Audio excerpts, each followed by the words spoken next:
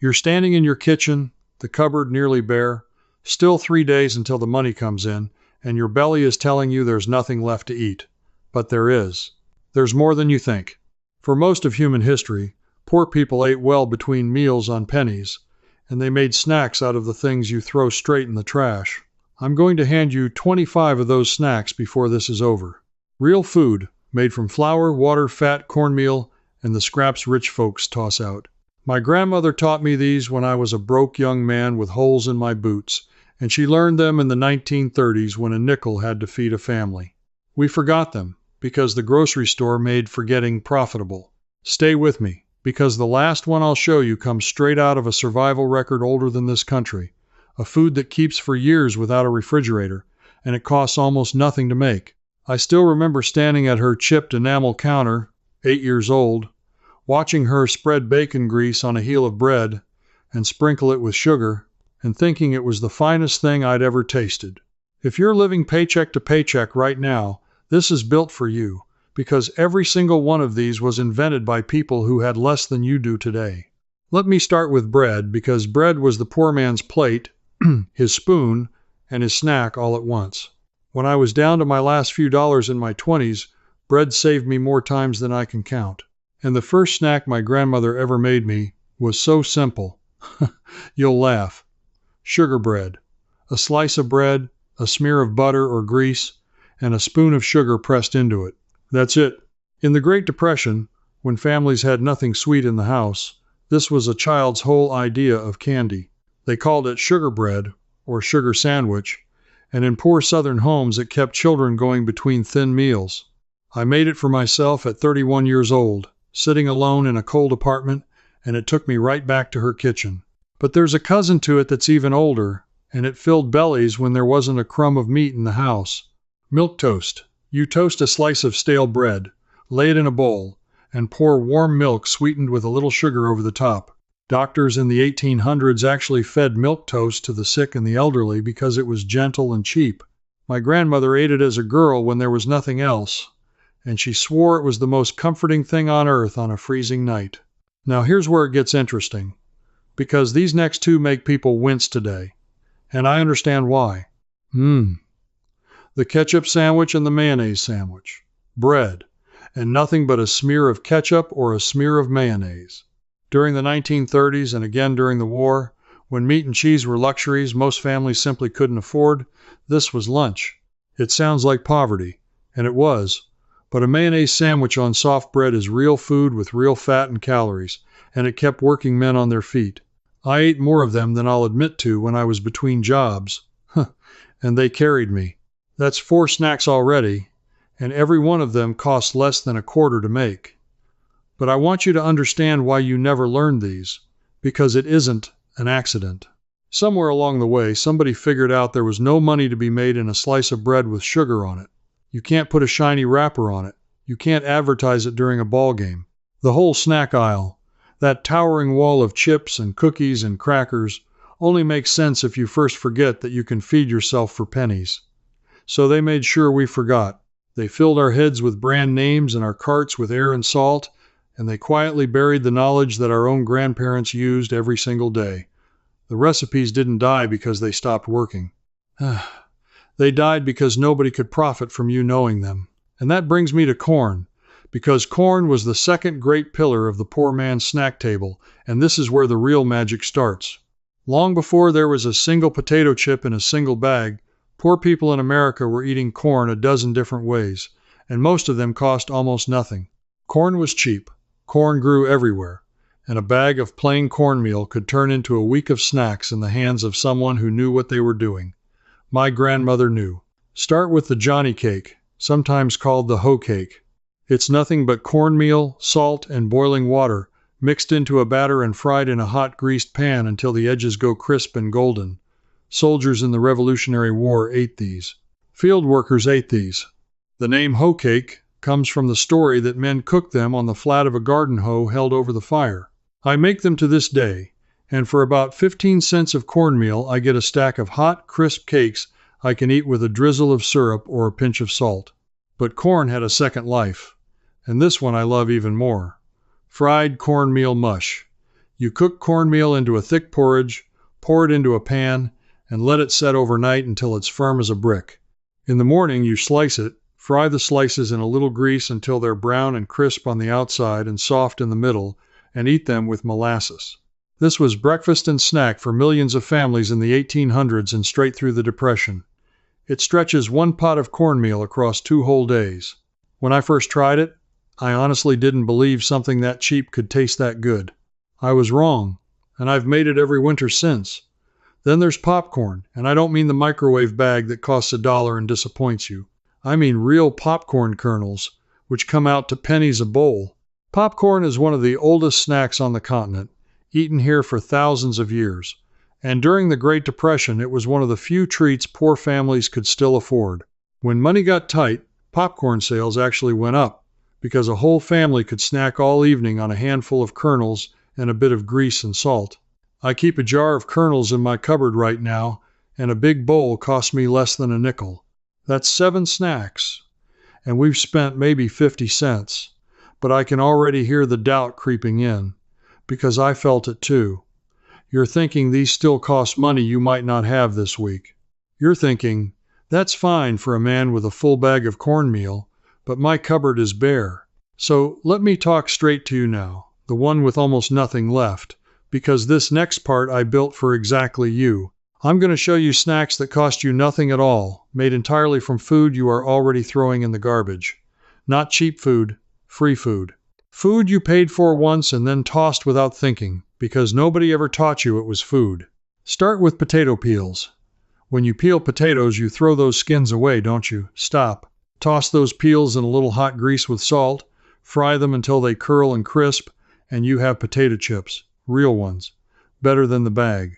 The skin is where most of the flavor and a good share of the vitamins live. In the war years, when every scrap counted, the government actually printed guides begging people not to waste potato peelings because there was real nourishment in them. I fried up a batch on a night I was truly broke, and I sat there stunned that I'd been throwing away chips my whole life. Now think about every seed you've ever scraped out of a squash, a pumpkin, a cantaloupe, or a watermelon and dumped in the trash. Those seeds are free protein. Rinse them, toss them with a little salt, and roast them in a low oven until they're crisp. Pumpkin seeds, squash seeds, even watermelon seeds. People have roasted and eaten these for thousands of years, all over the world, and only we got rich enough and foolish enough to throw them out. A single pumpkin gives you a whole bowl of snacks you already paid for. When I started saving my seeds, I realized I'd been feeding my garbage can better than I fed myself. And here's one that still amazes me. Apple peels and apple cores. When you core and peel an apple, don't throw the peels away. Lay them on a tray and dry them slow in a warm oven, and they turn into sweet, chewy apple chips with no sugar added, because the sweetness is already in the fruit. Our great-grandparents dried apples by the bushel to get through the winter, stringing peels and slices up near the stove. Dried apple was one of the great poor man's snacks of the 1800s, and it cost a family nothing but the time to slice and hang. That's 10 snacks now, and the last 3 didn't cost you a single penny, because you already own the ingredients. If this way of thinking speaks to you, the idea that real knowledge was always closer than you were told, I want you to know I put everything I've gathered into a book called Poor Man's Smart, part of the Poor Man's System series. It goes deeper than any single video can, pulling together the forgotten skills, the zero-waste tricks, and the penny-stretching wisdom that broke households once lived by. You'll find it linked in the description below. And if you're in a season where every dollar counts, that's exactly who I wrote it for. Now let's keep going, because a poor man deserves something sweet, and this is where the old knowledge really shines. Right now they're sitting in your trash. That's the part that ought to make you a little angry, and we'll get to who benefits from you not knowing. But first I want to give you sweetness, because a poor man deserves something sweet, and this is where the old knowledge really shines. You do not need a bakery. You do not need a fancy mixer or a cabinet full of ingredients. Some of the best sweets ever made in this country came out of kitchens that had almost nothing in them, and they were born precisely because there was nothing. Let me show you what people made when the sugar bowl was nearly empty and there wasn't an egg to be found. The most famous is what they called the Depression cake, or war cake, but there's a snack-sized version I make in a skillet. It uses no eggs, no milk, and no butter, because in the First World War and again in the Depression, families often had none of those things. Instead, you simmer water with a little sugar, some shortening or grease, raisins, and warm spices like cinnamon and clove, then stir in flour and a bit of baking soda. There is an actual recipe for this printed during the First World War, when the United States Food Administration under Herbert Hoover was urging every household to go wheatless and meatless and to save sugar, fat, and eggs for the troops. The eggless, milkless, butterless cake was the answer. It's moist, it's spiced, it keeps for days, and it costs a fraction of anything in a store. My grandmother baked it every Christmas of her life, long after she could afford better, because it tasted like surviving. Then there's molasses candy, and this one turned my whole idea of candy upside down. You boil molasses with a little sugar and a splash of vinegar until it reaches the hard stage, pour it out to cool a bit, then grease your hands and pull it. You pull it and fold it and pull it again until it lightens and turns firm and you've made taffy. Families had taffy pulls in the 1800s as a whole evening's entertainment, the children pulling the candy while it cooled. Molasses was the poor man's sugar, cheaper by far, and it made a candy that cost next to nothing. I made molasses taffy one cold night just to see if it worked, and my kitchen smelled like 1880.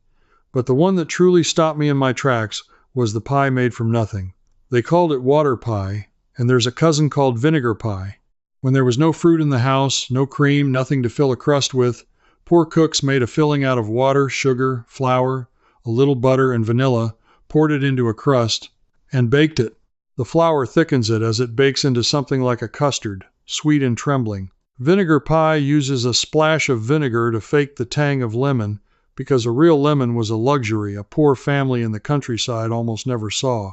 These pies fed people through the Depression and long before it, and the first time I made a water pie, I stood over it in disbelief that water and flour and sugar could turn into dessert. That's 13. Let me rattle off more, because I promised you 25, and every one of these is real. Peanut butter mixed with a little molasses and dry milk, rolled into balls, an old no-cook candy. Crackers spread with lard and salt, which is exactly what field hands carried in their pockets.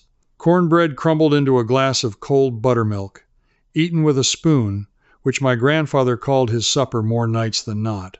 Bread pudding made from the stale heels of the loaf you'd otherwise throw out, soaked in a little milk and sugar and baked soft. Rice pudding from leftover rice, warmed in milk with cinnamon.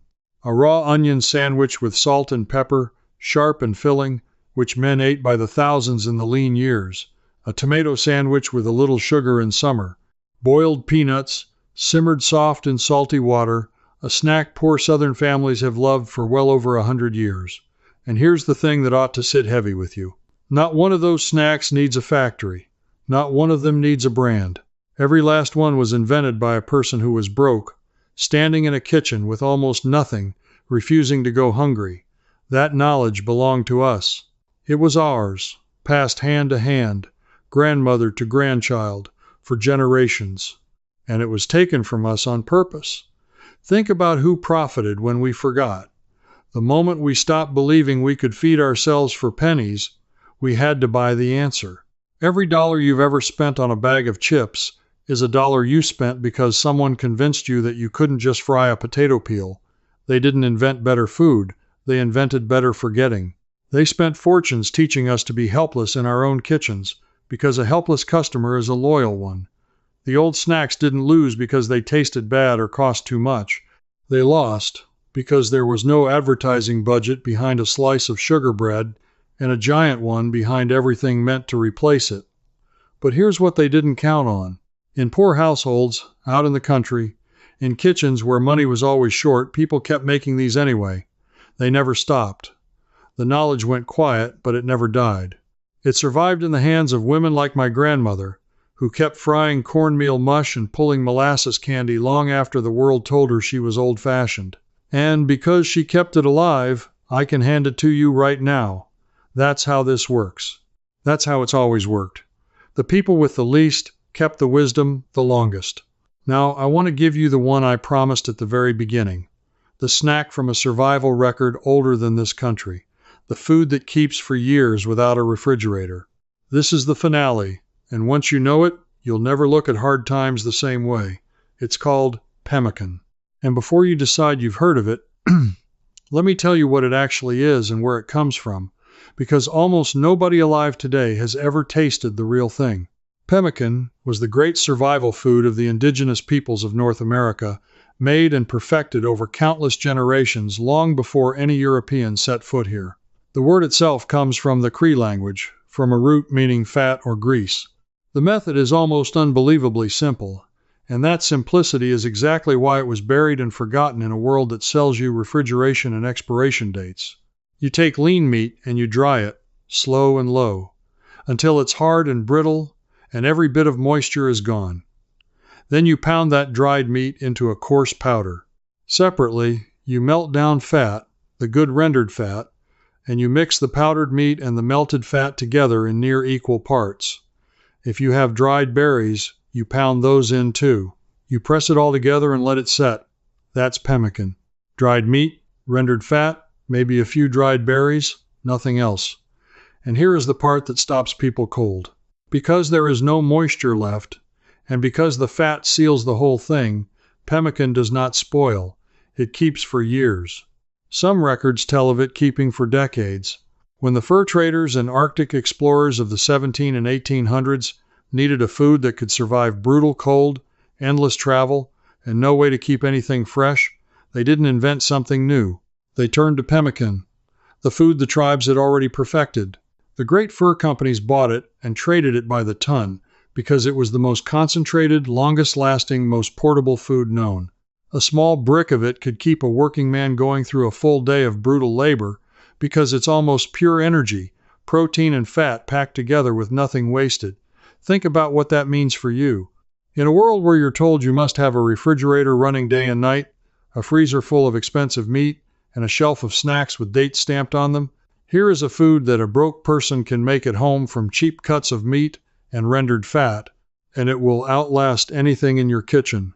When meat goes on sale, when you find the cheapest, leanest cut on the discount shelf, you can turn it into a snack that keeps for a year and feeds you when there's nothing else. Here's how I make it, and you can do this on any low oven or with a cheap dehydrator this very weekend. I take the cheapest lean beef I can find and slice it thin. I dry it in the oven on the lowest setting, door cracked, until it snaps like a dry stick. No bend, no moisture at all. Then I crush it, and I mean crush it fine, in a bag with a rolling pin or in a bowl with the bottom of a jar. I render a bit of beef fat down into liquid, strain it, and pour it warm over the crushed meat, mixing until it just holds together like wet sand. I press it into a pan, let it cool hard, and cut it into little bars. Wrapped up and kept cool and dry, those bars will outlast the winter. When money runs out and the cupboard is bare, that's the food that's still there. That is a snack no one makes anymore. That is knowledge older than the United States, kept alive by the poorest and most self-reliant people this land ever knew, and now it's yours. Not because you bought it, because you refused to forget. So there they are, the snacks a wasteful world tried to bury. The sugar bread and the milk toast. The mayonnaise sandwich that carried working men through the lean years. The johnny cake fried on a hot pan for 15 cents. The mush set overnight and crisped in the morning. The potato peels and pumpkin seeds and apple peels you'd been feeding to the trash. The eggless war cake, the molasses taffy pulled by hand, the water pie made from almost nothing at all, the crackers and lard, the cornbread and buttermilk, the boiled peanuts, and finally the pemmican, the survival food of a whole continent. Every one of them born from scarcity, and every one of them still works today. What you just got back isn't a list of recipes. It's proof that you were never as helpless as they wanted you to feel. Your grandparents fed themselves and their children on pennies and pride, and that same power was in your hands the whole time. You just had to be reminded that it was there. If you're the kind of person who refuses to waste what you've got, who refuses to be talked into helplessness, who would rather learn a thing once than pay for it forever, then you already belong here. This is for the ones who still believe a man ought to be able to feed himself no matter how thin the times get. Now I want to hear from you. Out of all 25, which one did your own family make? Was it the sugar bread, the fried mush, the water pie, or something my grandmother never taught me? Tell me in the comments, and tell me where you're watching from, because I want to see how far this old knowledge still reaches. And if one of these brought back a memory, share it, because somebody scrolling past needs to know they're not alone in remembering.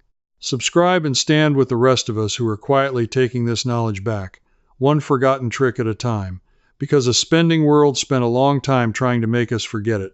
Next time, I'm going to show you how those same broke households kept meat and butter from spoiling for months with no refrigerator at all, using nothing but things you already have in your house. You won't believe the first one. I'll see you there. Before you go, let me tell you where this leads. Inside the poor man's circle, this video continues with so much more. And if something puzzles you, you can ask me your own question, and I answer you myself. A real person, not a machine. You belong here with us. Just point your phone's camera at the code on the screen, and you can cancel anytime with one click. No risk at all.